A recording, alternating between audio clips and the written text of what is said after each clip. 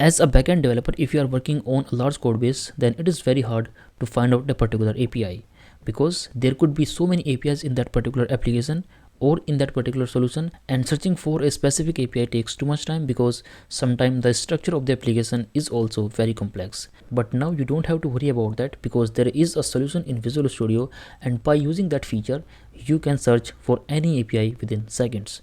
So for example, here I'm having this blank solution, and under this solution I want to create a new project. So let's use this new project and search for this ASP.NET Core Web API. You can have the Web API, or you can also have the minimal APIs.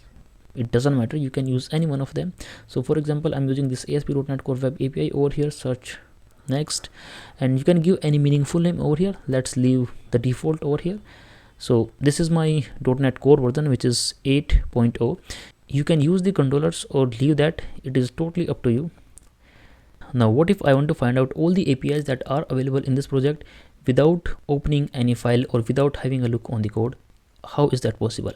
The first solution is that you can run this application and you can use this Swagger, and on that Swagger you will find a list of all your endpoints with all the details.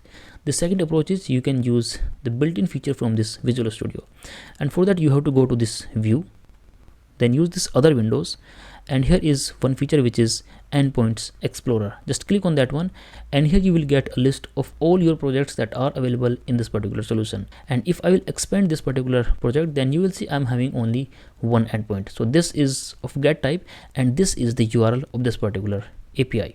If I want to see where that API is, then just right click over here and click this open in editor. Now you will be redirected automatically on that particular API, and here it is. Now let's test it with some more data. So for example, here I'm having one more controller. Let's add a new controller. So go with the API. Let's say I'm having this redirect actions. Click on this add. Let's add values controller. The name does not matter in this case. So we are having this values, and just save it, refresh it, and this time you will see we are having multiple over here, right? So this is my values. To get a list of all the values, just right click and see open in the editor. So here you will see that I'm having this particular API. Now for example, if I want to have a look on this one, then right click open in editor, and you will see we are getting redirected on this particular page. Now this is very simple to have a look on all these APIs, and if you are aware with this new concept where we use this .http file to basically test all the APIs, then you can generate all your requests automatically over here.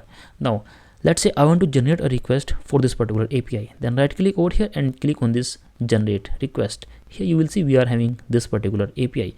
If you want to test it, then you have to run this application and simply click on this send request button, or on the debug one, then you will get your response over here. Now for example, if you are having a project and you do not have this particular file over there, let's say I'm deleting this file like this, just save it, and now you want to generate your HTTP file, then you can simply click on your API, then click on this generate request. So this will add a new file, and this will also add the request over here. This is extremely helpful. Now this feature will search all the APIs in your entire solution. So for example, if you are having one more application over here, and let's say I'm adding one more, let's use this web API, click on this one, web application 2, next, leave everything default, and this time you will see we are having one more project over here, and we are having only one API at this place. Now if you will add more APIs over here, then all of them will be reflected over here. Now let's quickly add one more controller over here, add controller, and this time let's say I'm adding a name employees. Click on this add button, just save all your changes and just refresh this. Then you will see that we are having all the APIs over here in this web application 2 project. Now what will happen if I'm just updating this particular path? So let's say instead of using this API, I'm using API v1, or it could be anything. This is just for the testing. Let's save it and just refresh the changes. Immediately you will see that we are having all the updated paths over here. Now in case I'm just updating the method, for example, this is HTTP get, I want to make it HTTP post. Is that possible? Let's save all the changes and just refresh it. Then immediately you will see the changes have been reflected in this endpoints explorer. And remember, to open this endpoint explorer, you have to go to this view, other windows, and use this endpoints explorer.